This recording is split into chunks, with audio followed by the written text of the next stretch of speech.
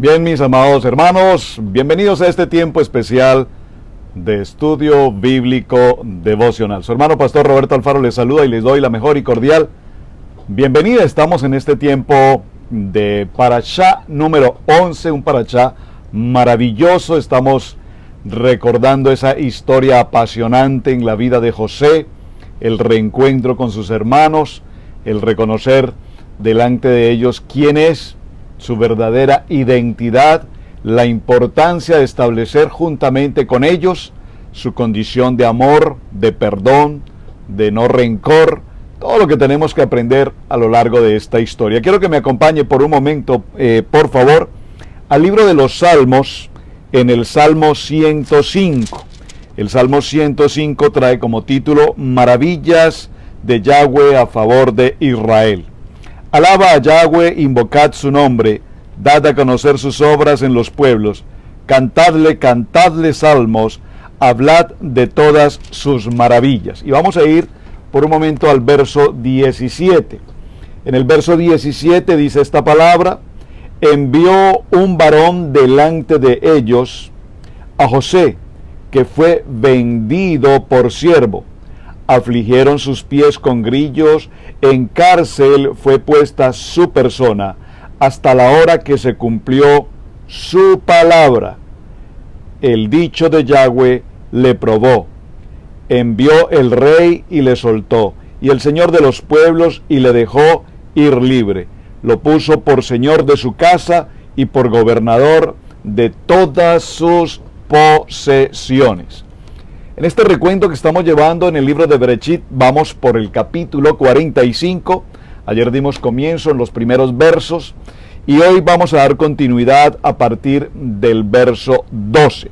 Acompáñenme entonces, por favor, a Bereshit capítulo 45, verso 12, y vamos a ir desarrollando, repito, lo que es esta historia de José, el reencontrarse con sus hermanos, más aún, ahora conoce a ciencia cierta, en voz de sus hermanos, de Benjamín, que justamente su padre Jacob aún vive, y viene este momento maravilloso de invitarlo para que ahora forme parte de su unidad familiar, para que regrese de nuevo, para que ahora salga mejor de su lugar y venga a compartir, a vivir en la casa de José. Estos aspectos que vamos a estar considerando, vamos a tomarlos a partir del verso 12. Por favor, acompáñeme a Bereshit capítulo 45, verso 12. Dice la palabra, lea conmigo, por favor. He aquí, vuestros ojos ven y los ojos de mi hermano Benjamín, que mi boca os habla.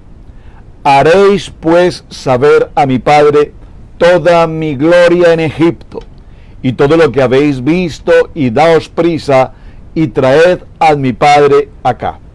Ayer mencionábamos cómo lo que es el corazón de un hijo, la misión que Dios ha puesto en el corazón de José, que aún en medio de todas las adversidades, dificultades y contrariedades que hemos visto en el desarrollo de su vida, recordemos que ahora han transcurrido ya 22 años en la distancia, podríamos hacernos algunas preguntas interesantes. En la medida que estoy leyendo estos textos y desarrollamos los parashá en el ciclo anual, hay muchas preguntas que son de interés. Por ejemplo, pregunta: ¿cómo pasó tanto tiempo José sin que de ninguna manera, por escrito, vía mensajero o de alguna manera, según los medios de comunicación de la época, lograse informar a su familia, a su padre especialmente, a quien amaba, siendo el hijo amado? No hubo una manera, no hubo una forma, no hubo una dirección de la cual José informara, pasado algún tiempo, que aún él tenía vida. Vemos cómo Jacob ha tenido que soportar estos largos 20 años y más en una pena moral profunda, si puedo utilizar una expresión, en una palabra de depresión profunda, de saber que su hijo amado, en quien él tenía toda la convicción del patriarcado, de la continuación del propósito de Dios, al parecer había sido devorado por un animal salvaje. Ahora nos encontramos a José, como frente a sus hermanos les entrega su identidad y como lo mencionamos en el día de ayer, vimos aspectos muy importantes, que bien importante que consideremos. Vimos 3 aspectos fundamentales. Número 1, José habla a sus hermanos y les habla de lo que fue el pasado, diciéndoles que ese pasado realmente no sientan ningún tipo de tortura, de peso de conciencia por lo que sucedió, porque realmente no era de ellos el haberlos enviado a Egipto en esa condición de esclavo, sino que evidentemente obedecía a una situación preparada en el plan y en la estrategia del Padre Eterno. Vemos entonces cómo José lo primero que hace al hablar a sus hermanos es dirigirse a ellos en una condición de amor y de perdón. Muy importante este punto, en una condición de amor y de perdón. Creo que podríamos pasar muy buen tiempo tratando exclusivamente este aspecto. El tema pasado, el asunto del pasado. El asunto del pasado es un proceso en el que Dios nos forma, nos establece y nos determina en el carácter, para que a través de las vivencias que tenemos a lo largo de nuestra vida, ese pasado, cualquiera que haya sido en cada uno de nosotros, el Padre Eterno no tiene en cuenta con nosotros ese pasado.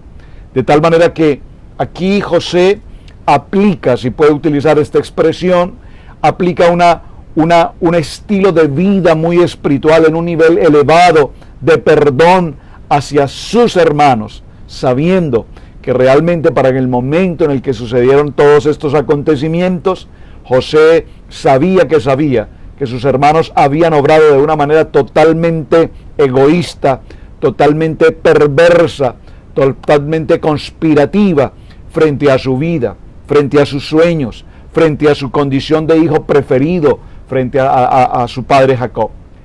Aquí vemos cómo cuando él les recuerda el pasado, no les recuerda un pasado incriminatorio, un pasado acusativo, no les recuerda un pasado de culpabilidad, no les recuerda un pasado de tortura, de generar en ellos esa pena moral también, de conciencia, sino que simplemente les habla de una manera muy emotiva, llevándolos a una condición de perdón.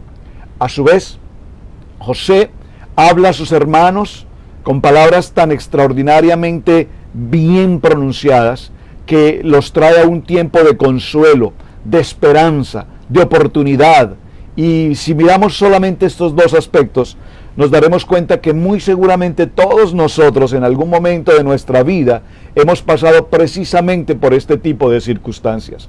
Hemos vivido vidas con pasados de toda índole, algunos seguramente más difíciles que otros, algunos con temas seguramente más vergonzosos que otros, pero en medio de cualquiera que haya sido nuestra condición de pasado, el Padre Eterno viene a nosotros y nos entrega una palabra de esperanza, como dice: venid a mí todos los que se encuentren cansados y cargados, que yo los haré descansar. Y es así como posiblemente sea tu testimonio, el de cada uno de nosotros, igual el mío.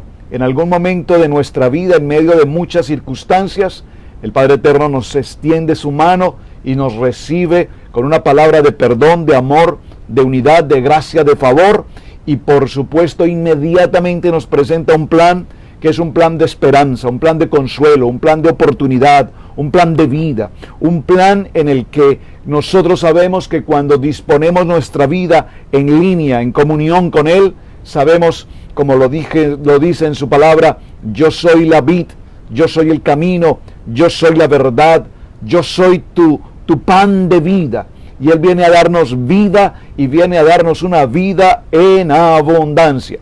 Ahora bien, inmediatamente viene el perdón, viene el tiempo de esperanza. A su vez, la siguiente palabra que José entrega a sus hermanos es una esperanza no solamente del presente, sino es una esperanza que tiene que ver con el porvenir, con el futuro. Apenas han pasado 2 años de hambruna y ya todas las ciudades en torno o las ciudades o las regiones en torno a Egipto, no solamente había escasez en esta zona, sino que todos los alrededores, y en el único lugar donde se encontraba precisamente la provisión era precisamente allí, en el lugar donde el Padre Eterno había dispuesto a un hombre con un principio, a un hombre con un llamamiento, a un hombre con una autoridad y con una dirección, con un corazón, como dice la palabra, conforme al corazón del Padre. En ese proceso, ahora José tiene noticias, sabe de la existencia de su padre, sabe que sus hermanos han tenido un cambio, por supuesto, notorio, sabe que sus hermanos han pasado por un proceso también de arrepentimiento, sabe que sus hermanos están en una condición, si puede utilizar la palabra, en un mejor nivel de lo que él recordaba de ellos, violentos, agresivos, egoístas, conflictivos, con muchas diferencias, pero ahora los encuentra en un tiempo de unidad, en un ejat con el Padre. Así es que inmediatamente el verso 13, capítulo 45 en Génesis, Berechit nos dice: haréis pues saber a mi Padre toda mi gloria en Egipto y todo lo que habéis visto, y daos prisa y traed a mi Padre aquí. Verso 14. Y se echó sobre el cuello de Benjamín su hermano y lloró. Nos muestra el corazón de José, profundamente un corazón afectivo, un corazón extremadamente nostálgico, un corazón extraordinariamente amoroso, especialmente con su hermano menor, por supuesto, hijos de papá y mamá, Jacob y Raquel. Se echó sobre su cuello y lloró, y también Benjamín lloró sobre su cuello. Verso 15, y besó a todos sus hermanos. ¡Qué momento más extraordinario!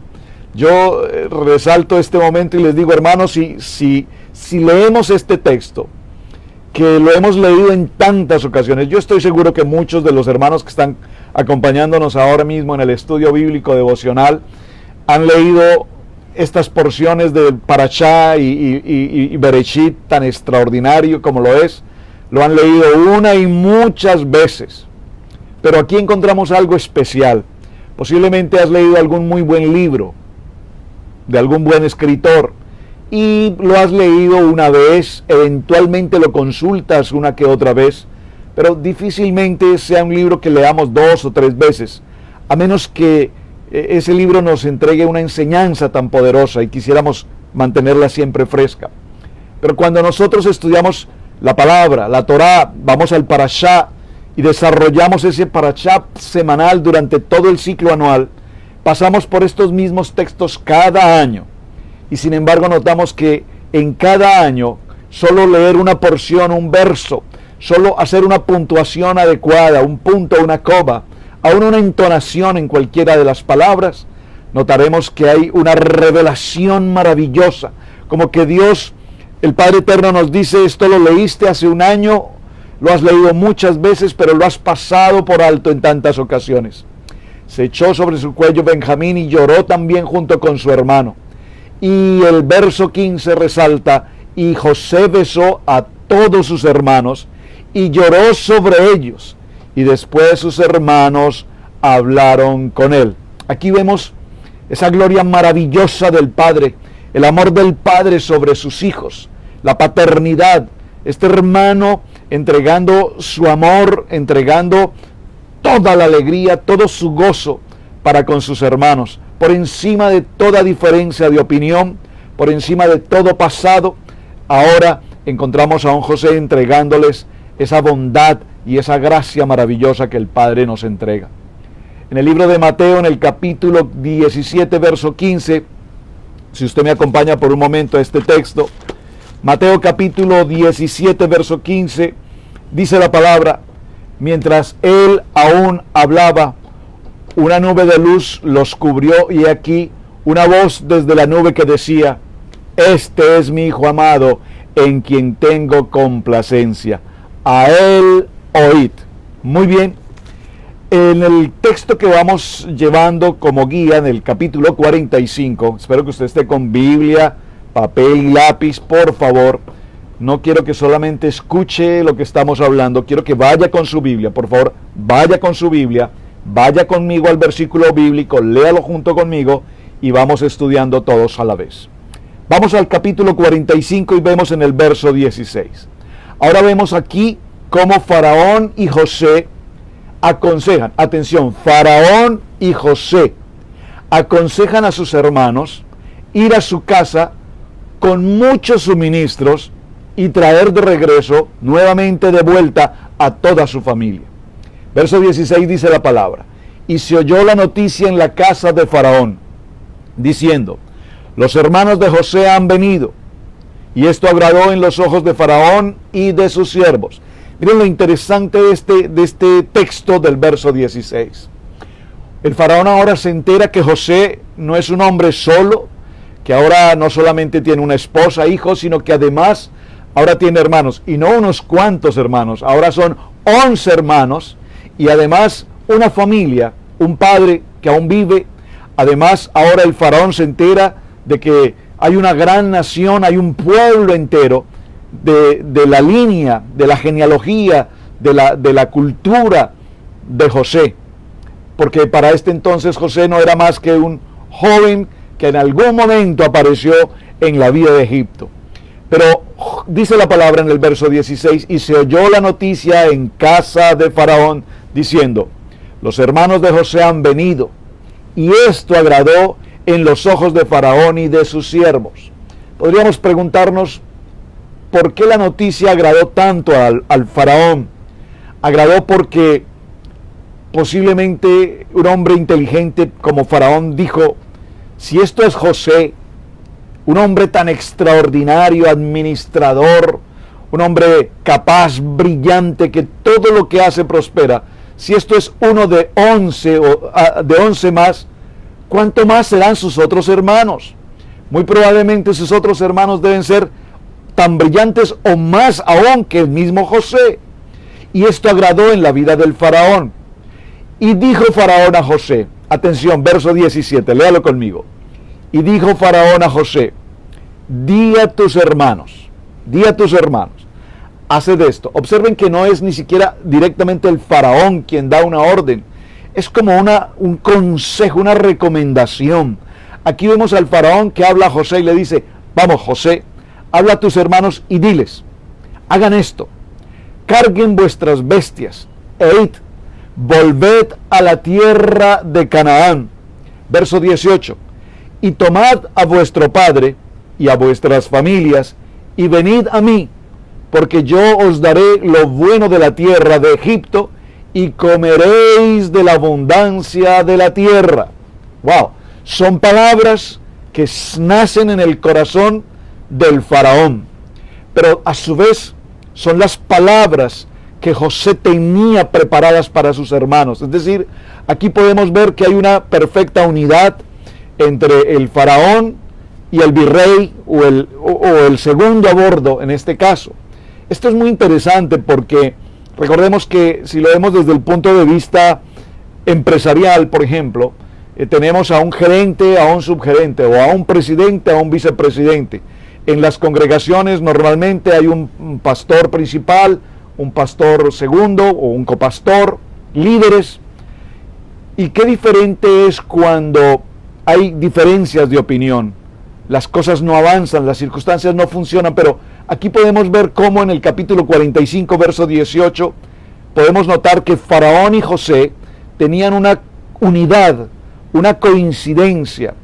Faraón, el rey de Egipto, no solamente respetaba, honraba, admiraba, consideraba y tenía ese sumo respeto por José, sino que además ahora se encuentra muy contento de saber que la familia de José ha aparecido y coinciden en la intención de que toda esa familia vengan y sean parte ahora de este pueblo. Obviamente esto tiene un origen, lo vamos a ver bíblicamente por qué esto tenía que pasar. Recordemos que Jacob había recibido profecía de que su pueblo Israel florecería y una gran descendencia vendría en otras tierras. Eso lo vamos a ver un poco más adelante en detalle. Vamos en este orden, acompáñenme al verso 19.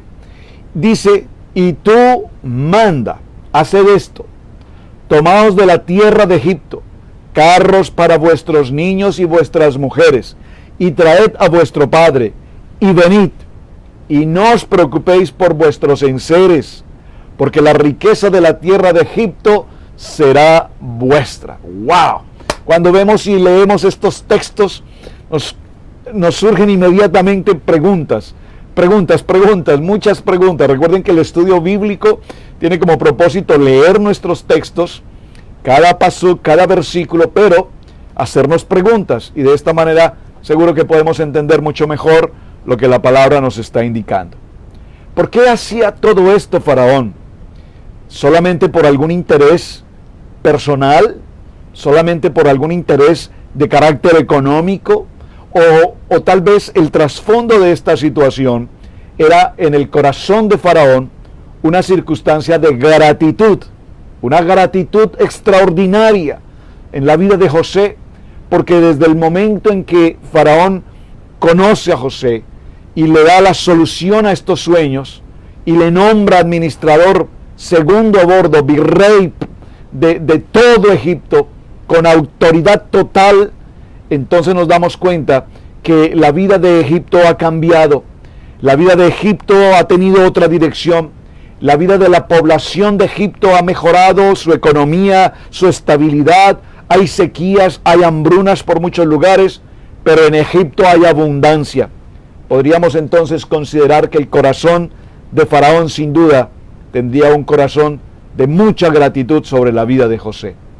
Número uno. Número dos, podría eventualmente el Faraón pensar en que José ha recuperado a una familia que tal vez por 20 años nunca había conocido, y pensaría tal vez ahora regresar nuevamente a Canaán, dejar su posición con el Faraón. Podría pensar que la permanencia de José allí estaría limitada a un poco tiempo. Ahora, podríamos pensar también que el Faraón admiraría tanto a José que esperaría encontrar en los hermanos de José hombres también muy capaces, muy brillantes, que posiblemente formaran parte de su mesa, de su junta directiva, de su organización, de su imperio. Bueno, muchas razones podríamos considerar acá. Vamos a tomar el verso 21.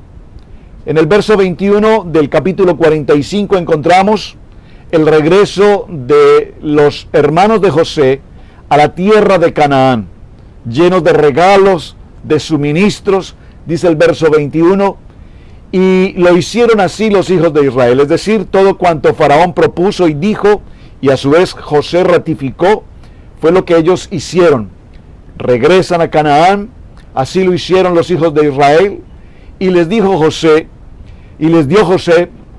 carros conforme a la orden que Faraón había dado. Observen, aún con toda la autoridad que José tenía, con toda la autoridad, el 100% de las facultades del Faraón delegadas sobre la vida de José, aún así, José estaba sujeto en obediencia al rey.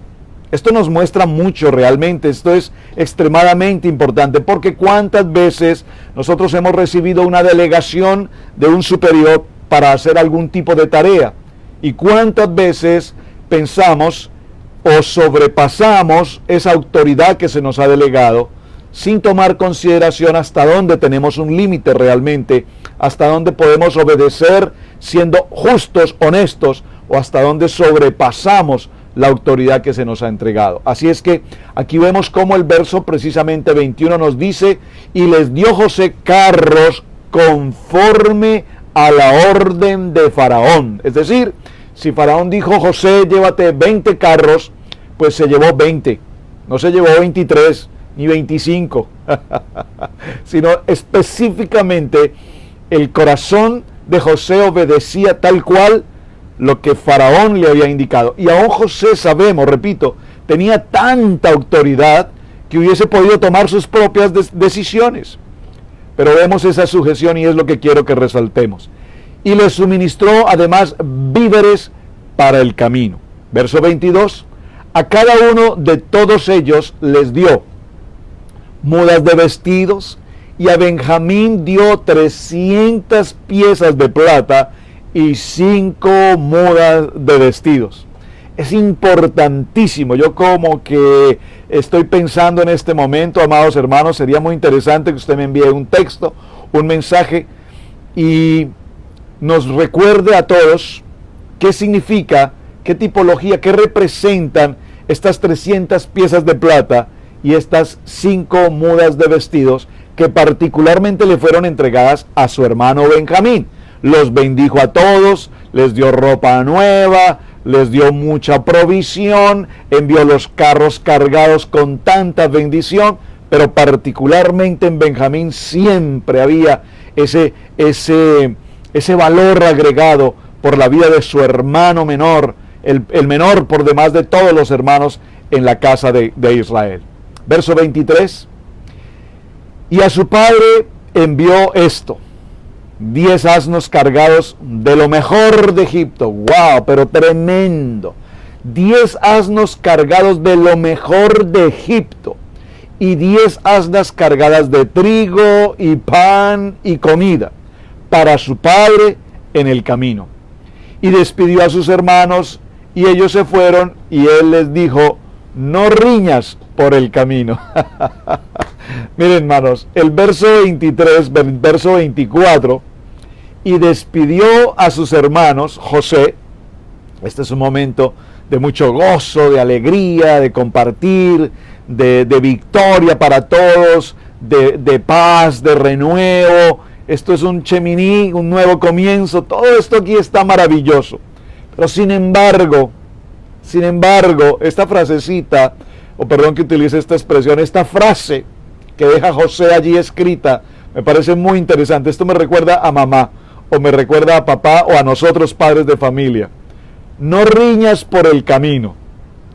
¿Le ha pasado cuántas veces decimos a nuestros hijos cuando salen hacia alguna reunión, alguna actividad: ten cuidado, hijo, pórtate bien, por favor, que no haya ninguna circunstancia? Bueno, aquí vemos a José tomando esa posición de liderazgo, de madurez, de responsabilidad, y les dice a sus hermanos, con toda la bendición que envió además para su padre, y les dijo: no riñáis por el camino. Y aquí podemos hacernos una pregunta importante: ¿por qué precisamente José advirtió a sus hermanos que no tuvieran conflicto, que no fueran a entrar en problemas, que no tuvieran ningún tipo de riña en el camino?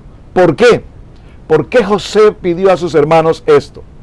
Tal vez porque ahora que van de regreso a casa, recuerden que estos hombres están en shock con lo que acaba de pasar, después de las pruebas del dinero en sus bolsas, de la copa de plata, de sus hermanos retenidos, etc. Ahora vienen de regreso y seguramente van a estar meditando en todo lo que ha pasado. Posiblemente ahora entre ellos empezarán tal vez a acusarse el uno con el otro, a buscar culpables entre ellos por lo que había sucedido 20 años atrás. ¿Recuerdas? Tú fuiste el que dijo que lo vendiéramos, tú fuiste el que dijo que lo enviáramos al pozo, tú fuiste el que tomó la manta y esto y lo otro. Y José les está diciendo: por favor, hermanos, de ese tema ya no se trate más. Ahora, también podrían estar pensando: ¿cuál era la preferencia que José tenía por Benjamín? ¿Por qué tanta especialidad de José con Benjamín? Bueno, sabemos que es su hermano directo, pero ¿en qué nos va a afectar a nosotros, los demás hermanos, si ahora vemos que José es un hombre importante, es grande en Egipto? ¿Qué estará pensando hacer con nosotros? ¿Por qué tantas atenciones de manera tan preferencial con Benjamín? ¿Qué planes tendrá José para ese hermano? Y estamos pensando si entraría a haber una época de celos nuevamente ahora con Benjamín. Sin duda podríamos pensar también que José estaba meditando en sus hermanos, diciendo: si estos hombres aún no han logrado superar espiritualmente su nivel, su carnalidad, su mentalidad de hombres, sus debilidades, sus conflictos, pueden tener diferencias, pueden tener choques de regreso a casa. José sabía el corazón de sus hermanos, conocía a estos dos que, aparte de ser agresivos, habían cometido tantas acciones violentas como Simeón y Leví, pero José conocía de cada uno de ellos. En el verso 25, subieron de Egipto y llegaron a la tierra de Canaán a Jacob su padre. Y le dieron las buenas nuevas. Por favor, ¿le parecen las buenas nuevas estas noticias tan extraordinariamente importantes que los hijos de Jacob ahora traen a casa diciéndole a su padre? Bueno, por favor, un momento antes de leer el verso 26. ¿Estaría realmente Jacob siquiera preparado para una noticia como esta? ¿Siquiera cruzó por un momento por la mente de Jacob el pensar de que sus hijos regresarían, número uno, con Benjamín, número dos, todos, pero no solamente todos los 11, sino que además regresaron cargados de tanta prosperidad, de pan, de trigo, de regalos, de carros de Egipto? ¿Qué está pasando aquí en esta historia? Dice entonces el verso 26, y le dieron las nuevas diciendo: José vive aún. Tengo que dar un amén. José vive aún, y es él el Señor de toda la tierra de Egipto. Y dice esta palabra, me emociono con esta porción: y el corazón de Jacob se afligió porque no lo podía creer. El corazón de José, el corazón de Jacob, que había pasado 20 años de pena moral, sufriendo el dolor de la pérdida de su hijo amado, repentinamente, dígalo conmigo, de repente, en un abrir y cerrar de ojos, en un momento, en una circunstancia de pobreza, de humildad, de hambruna, de escasez, repentinamente se produce esta gran noticia: José vive. Y el corazón de Jacob se afligió porque definitivamente no podía creer lo que sus oídos estaban escuchando ahora. Verso 27, y ellos le contaron todas las palabras de José, que él les había hablado, y viendo Jacob los carros que José enviaba para llevarlo. Atención a esta porción del verso 27, espero que ustedes siguiendo la lectura conmigo, por favor. Dice esta porción: viendo Jacob los carros que José enviaba para llevarlo, su espíritu revivió. Por favor, subrayen su texto: su espíritu revivió. ¿Qué nos indica esto? Que realmente el corazón de Jacob había pasado más de 20 años en una completa sombra, en una completa penuria, en una oscuridad, en un dolor, en una agonía, en una pena moral tan profunda que prácticamente era un ser sin vida. Es impresionante esta noticia.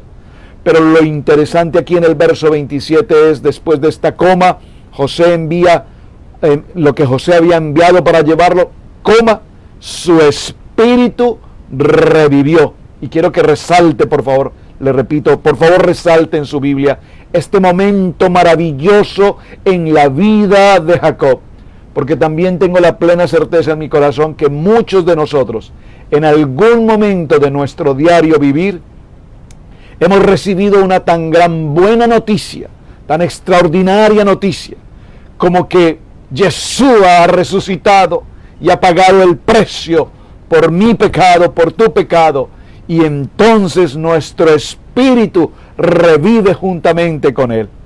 Verso 28, entonces dijo, atención, subráyelo, no dice Jacob, entonces dijo Israel. Por favor, subráyelo, entonces dijo Israel. Estoy en Bereshit 45, 28.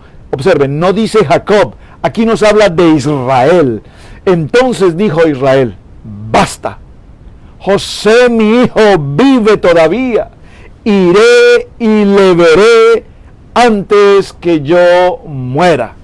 Sabía Jacob que sus días estaban tal vez muy cerca ya del fin, pero ahora se ha cumplido la palabra, y esa palabra en la que él va a ver con sus ojos nuevamente a su hijo amado vivo, porque la promesa el plan profético que Dios, el Padre Eterno, Yahweh, Hashem, le había mostrado, aún tiene vida.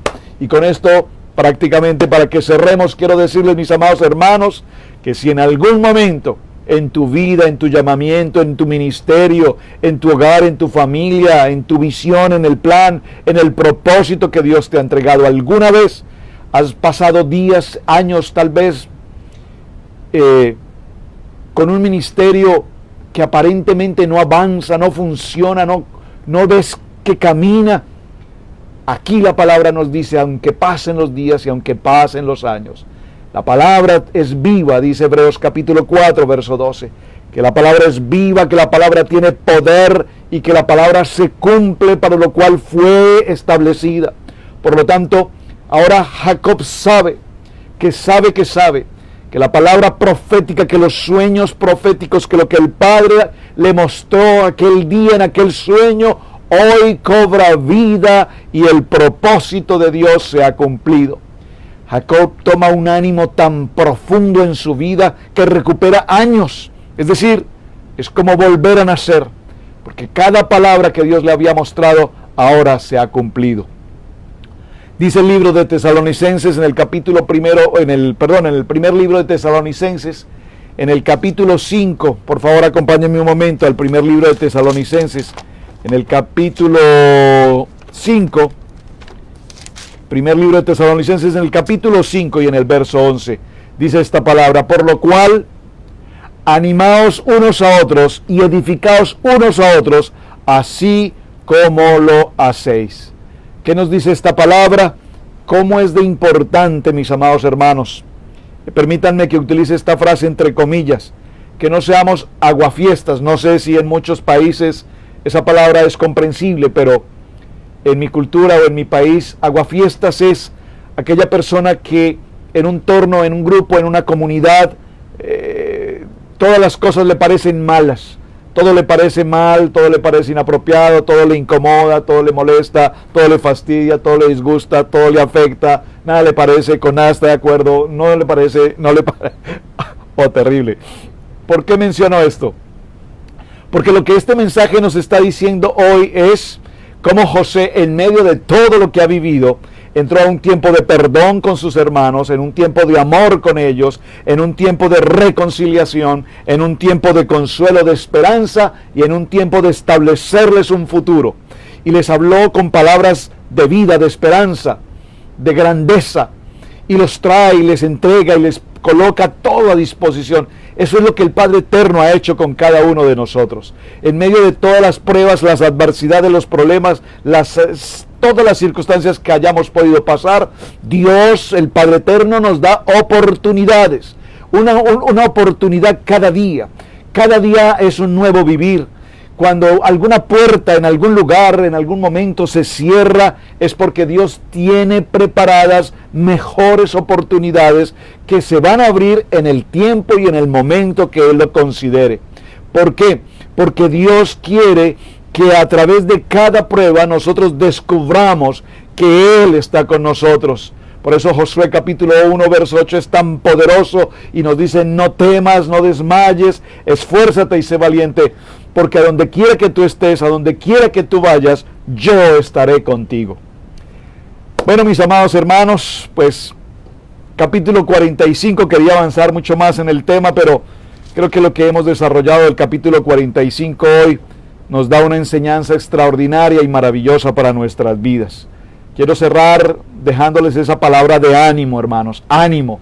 En frente a cualquier circunstancia, prueba, adversidad, dificultad, cualquiera que sea, enemistad, contrariedad, en la economía, en la salud, siempre ánimo. La palabra es ánimo, las buenas nuevas, la esperanza, la vida, las noticias que Dios tiene para cada uno de nosotros, siempre son palabras de bien y no de mal. Así es que, mis amados hermanos, recuerden que tenemos una tarea pendiente. ¿Cuál es? ¿Qué representa el término Gosén, a donde José propuso traer a su familia y donde posteriormente los va a ubicar? ¿Por qué escogió precisamente ese lugar, en Gosén? ¿Qué hay allí? Ya tengo varios hermanos que me han enviado respuestas. Gracias por sus mensajes de texto. Muchísimas gracias igualmente por compartir esta enseñanza. Gracias por acompañarnos. Shalom para todos. Hasta el día de mañana. Su hermano Pastor Roberto les saluda. Roberto Alfaro desde la ciudad de Cherryville, en Carolina del Norte. Bendiciones para todos. Muchas gracias.